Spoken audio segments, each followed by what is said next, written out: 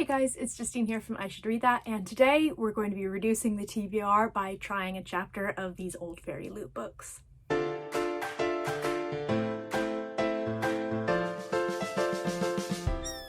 As you may know, 2023 is the year of TBR reduction for me. I started out the year at 1,038 books, and it's actually going quite well so far, but there are a couple of things that I know I can do to further reduce my TBR, and one of them is getting rid of these old FairyLoot editions. I haven't been subscribed to FairyLoot for like 5 years, so these have been sat on my shelf for a really long time. But I don't want to just unhaul them, because actually some of these books I've heard are really good. However, I am kind of in the phase where I'm sort of grown out of a lot of the YA stuff that I was reading back in 2017 when I first kind of discovered the genre. So I went through my shelves and I pulled down all of the FairyLoot books that I have.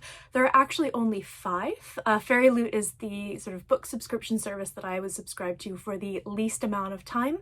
I was getting one-off boxes back when you could still get one-off boxes, and I did have a subscription for a little while. These are the only ones that remain. So in no particular order, I have Grace and Fury by Tracy Banghart. This is like just kind of royalty fantasy. A Curse So Dark and Lonely by Bridget Kemmerer. I've actually heard this is quite good. It's a Beauty and the Beast retelling. Heart of Thorns by Bree Barton. I don't know anything about this book. And last but not least, I have Nocturne by Maya Motain. This is supposed to be really good as well. So there are a couple of things in here that I might end up really liking, but we'll see how this goes. I'm gonna do Eeny, Meeny, Miny, Mo to see which one I'm gonna pick first. All right, Grace and Fury it is. So this one sounds like it could be quite interesting. It's basically about a kind of fantasy world in which women have no rights, and there are 2 sisters, one who has grown up in the palace and the other who's grown up like on an island in a prison camp where women have to fight to survive. The one who's in the palace has been prepared her whole life to become a Grace, probably hence the title, which is kind of like the shining example of what the perfect woman should be, and they kind of stand by the heir and I guess make them look good. But her headstrong, rebellious younger sister has a dangerous secret, and one wrong move could cost both sisters everything. So let's see what we've got here.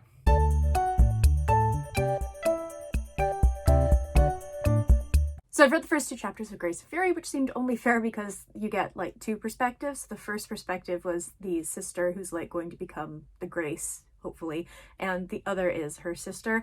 I think this one's probably not going to be for me. There's nothing wrong with it. I just feel like it's kind of that story that I've seen 1,000 times before. So it has a lot of, oh my god, the Selection vibes to it, but maybe with a little bit more of a kind of fiercer feminist bent to it.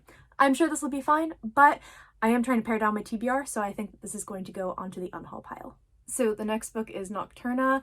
I think this is going to be really fun. Not only did I hear really good things about it when it came out, but we've got a main character whose magic is like face shifting, and she hasn't seen her own face in years, and she ends up getting caught by a powerful mobster and forced into an impossible mission, which is to steal a legendary treasure from the royal palace or be stripped of her magic forever. This sounds great. You're gonna give it a try.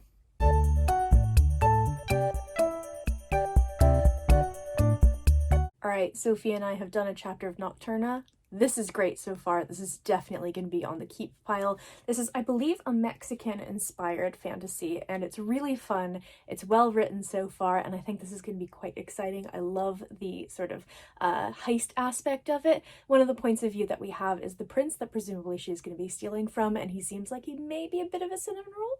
We're not sure. Time will tell. But yeah, I think this one is going to stay, and this is going to go back on the TBR shelf. Alright, the next book we're picking up is A Curse So Dark and Lonely. This is another one that I've heard is really good, and if I enjoy it, there's a whole trilogy. And it's got one of my absolute favorite features, a ribbon bookmark.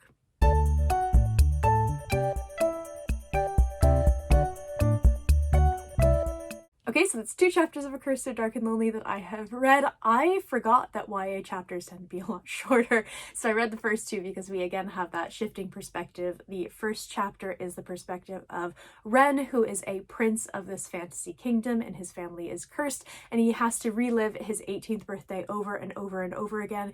He shifts into presumably some kind of beast, because this is Beauty and the Beast retelling, and he has to have some girl fall in love with him to have the curse be lifted, because it's a Beauty and the Beast retelling.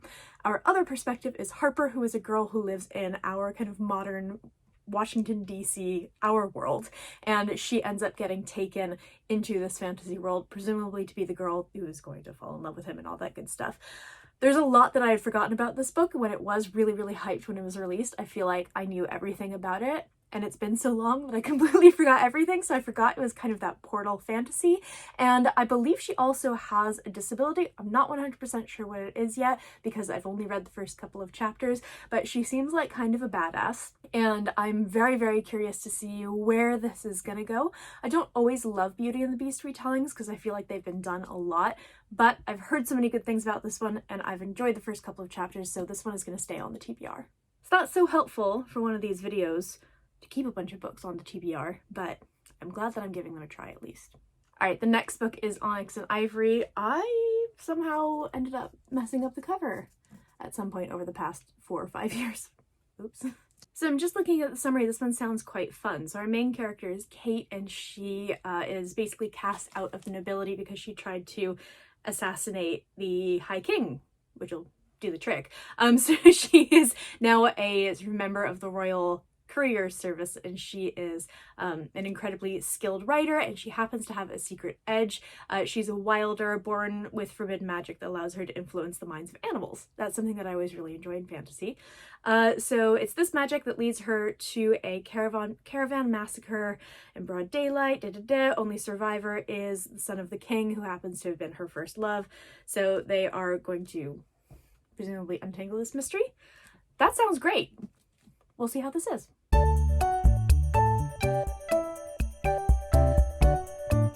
Okay, we're done with the first chapter of Onyx and Ivory, and I'm a little bit on the fence about this one. It's giving me Green Rider vibes, which is a book that I absolutely love. But I'm not entirely sure that I'm gonna get like what I want out of this in terms of kind of like characters and stuff. It's good, it's interesting. It feels a little, I don't want to say slow or dry because that's not the right words for it, but I feel like it didn't quite catch me in that first chapter. So I might go ahead and look at some reviews for this one and see if it's going to be worth holding on to. So this is going on to the maybe pile. Okay, so the last book that I have is Heart of Thorns by Bree Barton. I'm not gonna lie, this one does not look like my thing at all, but we'll see how it goes. So basically in this world, women are the only ones who have magic, and there are these kind of half girl, half god people who are sort of feared above all, and our main character is Mia, and she has trained under her father and his infamous hunters, and she's determined to scour the 4 kingdoms and hunt down these half girl, half god creatures. But then her father announces a different future. She is going to marry the prince and the heir to the throne, and just like that, smart, headstrong Mia is thrust into the last role she ever wanted. Pretty wifely bauble to the future king. This is not the kind of thing that I tend to enjoy. These tend to fall into the not like other girl kind of books, and I tend to get really annoyed with these kinds of characters. But we're going to try the first chapter. It could prove me wrong. It does have a pretty sweet map, though. Is this what you want? This is really, really inconvenient. This is her new favorite thing to do, though. I don't know. I can confirm that Heart of Thorns is not my thing. I didn't even finish the first chapter, and I figured it out pretty quickly. So that's unfortunate, but it is another one knocked off the TBR. So not a bad day overall. So I have my 5 FairyLoot books. 2 of them ended up being, yes, definitely staying on the TBR. They were actually the ones that I fully expected to stay on the TBR. We've got 1 maybe, and we've got 2 that can be ditched. So all in all, not a bad day. So that's it for this Try a Chapter video. I would love to know in the comments below if you've read any of these books, what you thought of them, or if you are someone who also has a ton of unread book subscription box books on their shelves, much like myself. Definitely let me know what you've got, what you've been sitting on for a long time, and what you're hoping to read soon. I post bookish content to this channel fairly frequently, so go ahead and hit subscribe, check back soon, and I will see you next time.